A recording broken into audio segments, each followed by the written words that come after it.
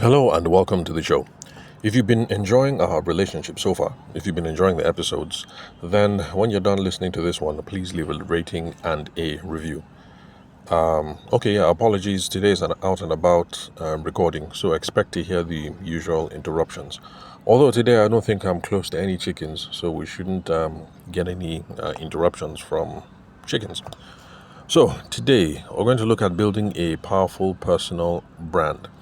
But before we do that, I'd like to talk about something that has come up in the news, or at least the kind of news that I follow. There's a podcast that I listen to called the Tech Point Africa podcast. I think that's the name, Tech Point Africa podcast. But they usually have Tech Point in all their branding. So if you just take your podcast player and type in Tech Point or Africa, Nigeria, something like that, they should show up.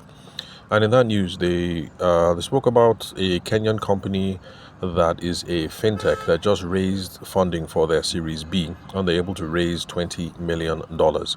Now, the reason why I'm bringing this up today is just to let you guys know that a lot of the stuff that we talk about here on the podcast is not just theoretical. It's highly practical, it's real world, it's stuff that is going on. So when I'm making a podcast episode about how to sell your fintech ideas in Nigeria, it's not because I'm trying to be highfalutin. It's just that this is stuff that is going on right now. So people are actually doing that. So you have bright young boys and girls in Nigeria and in Kenya coming up with interesting fintech ideas and raising good funding for it, because $20 million, it might not be much in terms of dollars, but by the time you come back home to the African continent, exchange rates, you multiply that, and it's quite a good chunk of change to start your business idea. Now, the company in question, I didn't note down the name because, I was doing my usual. When I'm listening to podcasts, I'm just out and about, driving. Oh, by the way, when I'm listening to my podcast and I'm driving, I'm not using headphones. So, don't do anything silly. I'm using Bluetooth through the car speakers, and then, going for a stroll, stuff like that. So I didn't write down the name of the company. But I do remember that the problem that they're trying to solve, that's the Kenyan company, is they're trying to make insurance accessible to low-income farmers, because we don't have a culture of insurance in Nigeria, and apparently we don't have a culture of insurance in Kenya either. And with the kind of losses that low-income farmers face, let's bring it back to Nigeria. Banditry, Fulani issues. They come and destroy your farm crop. What else? You get the whole idea. Oh, and then climate change, changing weather. All those sorts of things. So the losses that the low-income farmers are making is quite high, and then there's nobody in the space, whether it's a government or private actors, that are making good on these losses. So that is what this fintech, there's a problem that this fintech is trying to solve. Now, they mentioned on the podcast, which is quite true, that in this part of the world, we don't send insurance. God is in control of everything, and I'll sort myself out if anything happens. So if you go and tell low-income farmers that, hey, buy our insurance product, and then people are just going to laugh at you because, well, first off, what are you saying? What is insurance? So what this fintech did was they partnered with banks in Kenya and with government agencies, so that the insurance premiums, the monies that will be paid and all whatnot, are priced into seedling price, fertilizer, things of that nature. Now, because I'm not in that space, I'm not an agri person, I don't know the details of how this sort of thing works, but I just wanted you guys to see that the things that we're talking about here are live and practical. And one of the recommendations that I gave in the episodes where I spoke about selling your fintech ideas in Nigeria, I did talk about how you should partner with local agencies, because it gives you access to other stakeholders and a wider customer base, so you can see that people are carrying out these ideas live. So these young boys and girls in Kenya. Oh, and by the way, the reason why TechPoint was talking about it, TechPoint Nigeria was talking about it, was because they also plan to do operations in Nigeria as well, to get low-income farmers on insurance products. So one of the things I spoke about is how you could partner with banks, and you can see it live and direct that people over in Kenya, obviously without listening to the podcast, who knows, maybe they listen to the podcast. That is one of the strategies that they're trying to do. They're partnering with banks and they're partnering with governments, so that they can gain access to low-income farmers who are underserved in the financial value chain. So Yeah, so that was me just sharing the news, just to let you guys know that all the things we talk about here on the podcast are topical, they are timely, they are applicable. It's not just theory. So maybe you might listen to a podcast episode and think, this doesn't apply to me.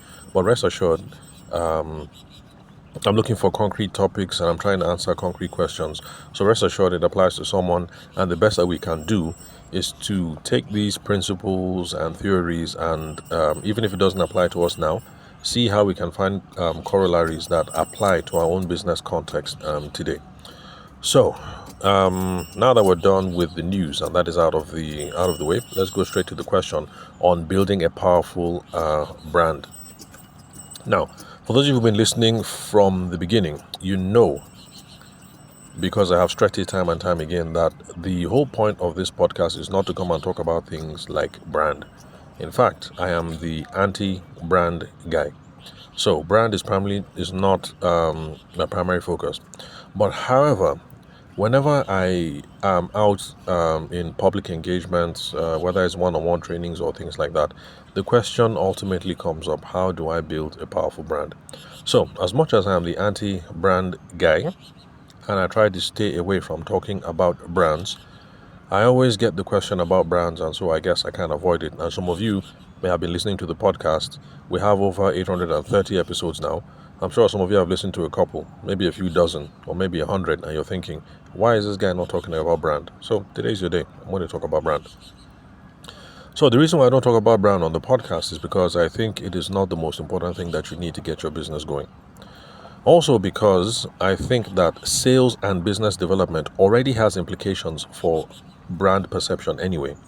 In other words, if you do sales right and you do business development right, you are already reinforcing your brand. So that's my own thesis. And so we are going to examine that today to see how sales and business development principles can help reinforce your brand.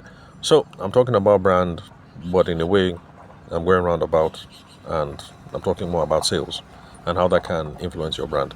So if you've been listening to the podcast for any length of time, you know that I keep talking about how sales practices and principles have implication for brand, and one of them is uniformity and consistency. And that's a problem that lots of people face. When you go and you get a brand person first, these are some of the mistakes that you make. You go ahead and then you create this wonderful, compelling brand.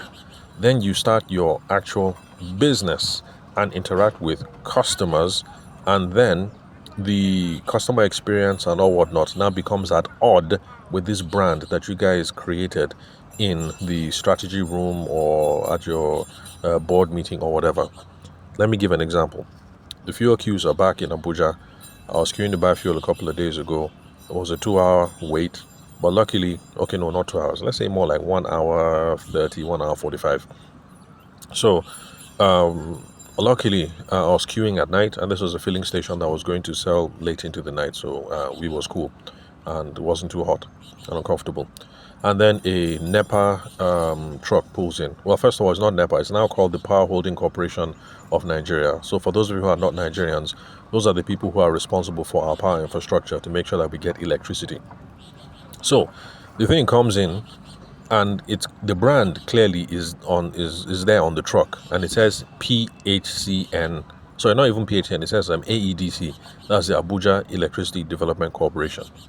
Now, power has been really crappy around where I live in Apo, in Garki, in Abuja. And so the thing pulls in, they're on the queue, and then all of a sudden the attendants start hurling insults at the AEDC officials. And of course, the brand is there on the truck saying AEDC, but everybody keeps calling them NEPA. So you see what I mean? I'm sure billions of naira, okay, maybe not billions, millions of naira was probably spent on coming up with the PHCN branding and with the AEDC branding, but on the streets, everybody is still calling you NEPA. Then people are harassing them because the logo on the truck was a beautiful logo, and then it had that what's it called, something about you and everything. You know how everybody today, when they're coming up with brands, they try to make the brand all you focused, and that whole thing. And well, anyway, I'm not legitimizing what was happening, because Even though we have misgivings towards our public utility companies, it doesn't give you the right to start harassing NEPA officials and water board officials because they're in the Nigerian space like we are. They're suffering the same sorts of inequities that we are. So they are angry just like we are. So the fellow on the queuing also for 2 hours, just like us, was also angry. So it doesn't give you the right. So lots of money spent on the brand. Let's see what else on the brand positioning, but it doesn't adequately reflect the reality that is on the ground. But if, let's say, AEDC decided to do what it is I recommend, which is engage a sales professional first. With sales professionals, you're able to pick out where the customer experience is flawed, where things are breaking down, where you need to improve, because these are things that you need to work on before you can drive revenue. And would have been able to come up with a much more honest brand positioning at the end of the day. Because if my guess is if they had a sales professional first to come in and to look at the whole thing, it will be obvious that these companies, AEDC, Ikeja distribution company back in Lagos, and all these other companies, are dealing with insurmountable problems to try and deliver electricity to people. And I think if they'll come up with engage the services of a sales professional first, whatever branding that they would have come up with later on would have been built around themes or ideas of working harder to service you or working harder to improve your life or whatever.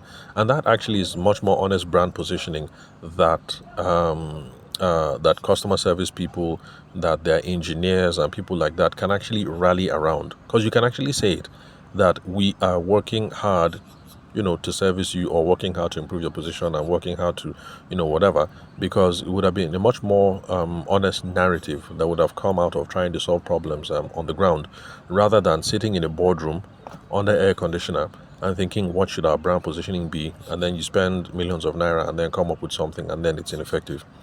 Now, I deliberately picked the worst possible example to go with, on purpose, just to show you how wrong these sorts of things can get. That you have corporations, because now AEDC, Ikeja DC, Power Holding Corporation, what people now call NEPA, they're actually private companies. But it shows you the extent to how bad things can go. That private corporations can spend plenty of money, bring in brand and public relations people. You come up with wonderful campaigns that have no relations or what's that word? No relations. Yeah, let me stick with relations. No relations to what it is actually is going on the ground. So that's one of the reasons why I recommend that you get a salesperson first, because we salespeople, we're not pie in the sky. We're not thinking about high fancy things. Ours is just, okay, we're here. What's the problem? Where are the revenue shortfalls? Who are the customers? What are the problems we're facing? How can we solve all our problems?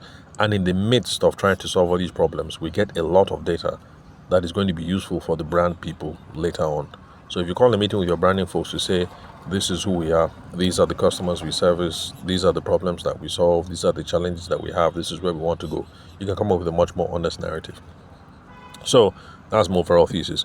But in a micro context, in a smaller way of breaking it down, if you're doing good sales and business development practices, you're going to get a uniform and consistent process. So if you run an electricity company like my brothers and sisters in AEDC, then there's going to be a uniformity or a consistency with the engineering crew, with the customer service crew, with the people in corporate office, with head office, because we can't solve sales problems if everybody is singing from the wrong script. So we actually have to make sure that everybody is singing off of the same script, the same framework, the same processes.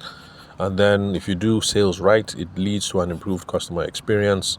And like I said, you get all the data that you need from trying to run sales motions and business development practices.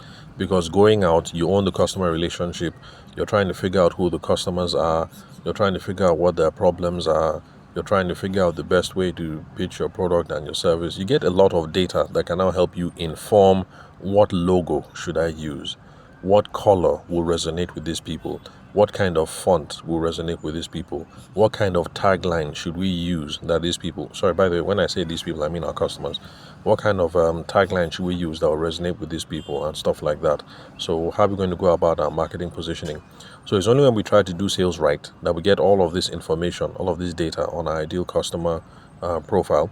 Then we're able to work on our branding and our market positioning. Okay, so 15 minutes now. Let me give you guys some concrete steps on things that you need to do to build a powerful brand. Okay, yeah, so let's look at some concrete steps. So, number one, define your niche and expertise, because there's no point in building a brand in vacuum. So, all these other brands that you guys like, whether it's Coca-Cola or Nike or Apple, they have a clear idea of who it is that they're trying to target. So, when Apple is coming up with all their brand positioning and things like that, Apple is not bothered about me. Because when I say me, I mean me, Tavishima, as an individual.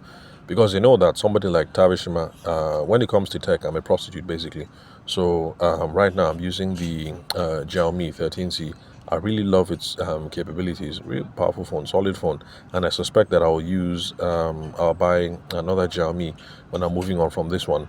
But I've used everything. I've used Nokia. I've used Samsung. I'm using Xiaomi. I've used okay, I haven't used Techno, but I'm a prostitute when it comes to phones, so I move up and down. So Apple is not concerned about me. Their branding, their positioning, their targeting, their everything, is tied towards is trying to attract a certain kind of person. Gosh, how will I explain this? Okay, you know what? Let me not say the wrong thing and then I get into trouble, because maybe it sounds like I'm insulting iPhone users. But you guys get the point. So Apple is not worried about me. They are not trying to come up with branding or advertising or positioning that is going to capture people like me. So because they know their niche, the market they serve, the customer they serve, it helps them to come up with very precise and clear branding. So you need to know that. And running good sales plays helps you with that, because it's when you go out into the market and you try to chase a couple of people that you realize that, you know what, these kind of people like our product, these kind of people don't like our product. So in future, let us ignore men between the ages of so and so living in this part of the city in Nigeria who earn this kind of income, and let us only target women and senior citizens between the age of this and this earning so and so living in this part of the country, and blah blah blah. So all these things, the demographics and the psychographics, they're important in coming up with your brand. So define your niche, define your expertise, and in my own opinion, please do not define your niche and your expertise in the boardroom. Don't sit down in your house with your business partner or with your husband or your wife and then academically try and define who your niche is. Come up with a guess that, okay, for this business that we're going to do, we're going to target blah blah blah blah blah. Then go out in the market, try and see if you might drum up some business. You will discover that your people where you make the most money from and that you have the best relationships might not be the same kind of people that you thought of when you were sitting down in your room or in the boardroom, or when you are meeting with your investors or other stakeholders or whatever. So define your niche, define your expertise. Then another tip that I'm going to give is that you guys should be creating content consistently over on social media, because it's also one of the things that helps to define our brand. And in my own opinion, the content you should be putting out should be to showcase your expertise, because we're trying to become a trusted resource. If you're one of these people who wants to put out entertaining content, you want to be pointing and dancing on TikTok and stuff like that, yeah, that's also part of building a brand, but it's not something that I have expertise in. I don't dance, I don't point, I don't work. So I can give advice on that. So that's the kind of content I think you guys should be putting out. Then one thing that I want to point is regarding social media is that we should be deliberate with our social media. So that means, when I say deliberate, I mean come up with an idea and come up with a plan. Don't jump from one thing to another. So back to this whole thing of trends and everything. If you are pointing and dancing today, trying to put out expert content tomorrow, then putting out memes next tomorrow, and then taking pictures of what it is that you eat, and then sharing pictures of your children on Saturday and Sunday, that's a little bit all over the place and doesn't lead to a consistent brand. So you need to be deliberate and come up with one thing, one core idea, and then just push it from there. Now, I'm going to use the worst possible examples again that I can come up with just to prove a point. Now, let's look at former President Trump, for those of you who are Americans. And then for those of us who are Nigerians, because we know what's up, what's going on in America and what's going on over here, let's use current President Tinubu. Now, it is obvious that Trump is deliberate about social media. He knows who he is talking to, and that determines the kind of content that he puts up. So, whether you like Trump or not, it is very clear that he is deliberate about what he puts up. Now, our beloved president, on the other hand, doesn't seem to be, you know, they don't use social media in a deliberate manner. So, between the two, I'm not saying one person is good and one person is bad, but I'm asking a question. Between Trump and Tinubu, those of you Nigerians who are listening, who has a clear brand? Does Tinubu have a clear brand? The answer is no. Does Trump have a clear brand? The answer is yes. So, regardless of whether you fall when it comes to political affiliations or whatever, the whole point about social media is that we need to be deliberate and we need to be very clear. Who am I talking to? That will now inform how it is that you use social media to enhance your brand. But then again, if you're like a current president, Tinubu, and coming up with a brand is not important because you have other plans for trying to achieve what you want to achieve, then I guess you can shirk the whole branding thing. But for those of us who are in private practice, corporate practice, business practice, we can't run away from these issues. We have to be deliberate about our branding and our market positioning. Then we should also be networking to try and build our brand. We're trying to build professional alliances and collaboration. So we have to be deliberate about networking. Then, when it comes to brand building, we really have to be authentic, and that's where the AEDC, former NEPA companies, that's where they fall flat. There's no authenticity there. They're talking pie in the sky. They're talking aspirational. This is what we want to do and everything, but they're not being authentic. They're not having an honest conversation using their own perspectives. So in your own business, don't fall into that whole trap. Use your own perspective and don't copy other people, and make sure that you're talking about stuff that is relevant to your own audience. So okay, I started off in the wedding photography space, so let me go back to my constituency. There are wedding planners who try to do a premium brand positioning and all those sorts of stuff. So, like, why are you forming premium brand positioning when you're the kind of company that your clients, the halls that they use are maybe these halls in Gariki, maybe like those halls in Area 8 or Area 8, Area 3, Area 10, those kind of small halls, and you're putting premium positioning. I mean, who are you kidding? That is not a premium experience. Be authentic. If that is the kind of market that you're serving, that particular kind of demographic. Sorry, by the way, I'm not trying to talk down to. Okay, let me stop there before I get cancelled for saying something wrong. I'm not. What I'm just trying to say is, I'm not trying to talk down to anyone. I'm just saying that let's be honest, let's be authentic. If you're not doing premium nothing, then don't try and put premium messaging as part of your branding and market positioning. Let's keep things authentic to our perspectives, to our experience, to your own lived experience, and things like that. So don't copy anybody. The people who are doing premium brand positioning, the bigger halls in wedding halls in Wuse to, those halls that sit 2,500 people, and you're able to call Davido to perform for the audience and things like that at the wedding. Those kind of wedding planners, yes, they're doing positioning themselves as premium brands. It's okay for them because it's authentic to them, because it is part of their perspective and part of their lived experience. If you're not there yet, then don't try and make that as part of your brand positioning. Keep everything authentic. It also will make your marketing communications much more clearer. If you're positioning yourself as premium brand, but the market that you serve is actually the Area 8, Area 10, Area 3 crowd, and they see premium, they will think, this guy is expensive, this girl is expensive, and they will run away. So you actually might be shooting yourself in the foot by doing that whole premium branding positioning thing when actually you are not. So if you're not a Wuse 2 massive event hall, importing musicians from Lagos kind of wedding planner, but you're an Area 8 wedding planner, Area 3 wedding planner, then just keep your Keep your branding, keep your messaging, keep it authentic. Let me put it that way. Okay, over 20 minutes. So let me bring things to a stop. So anyway, that's it for today. Let's see. Summary. What did I say? And in summary, I just said that sales has implications for how you do branding. So do good sales and business development practices first. When you have all the data on who is your customer, how do you start conversations? Where do your customers live? How do you build relationships with them? What are the kinds of conversations that you have?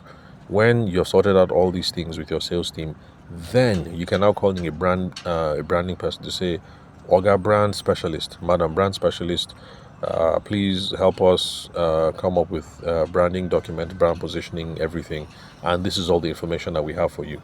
Then those people will be able to do a very good job because they have all the information they need. It won't be people sitting down under the AC and guessing about what the brand should be. It'll be because you've done good business and because you've been, your shoes are on the ground, you're interacting with your customers. So you know for a fact that this and these and these are what your customers like.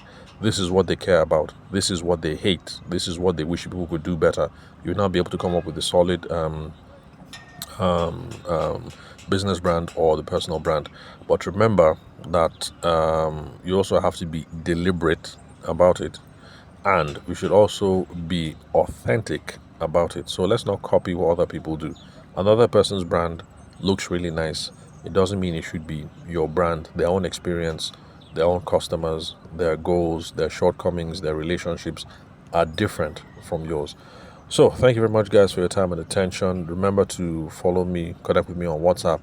The phone number is 080-6466-2140 and the country code is +234. Then connect with me on socials, especially LinkedIn, where I spend most of my time. My name is Tavishima Ayede. I'm the host of the show. You can confirm the spelling of my name from the link where you're currently listening to this episode. My email address is there in case you're an email person as well. So thanks for your time and attention. I'll catch you guys at the next episode.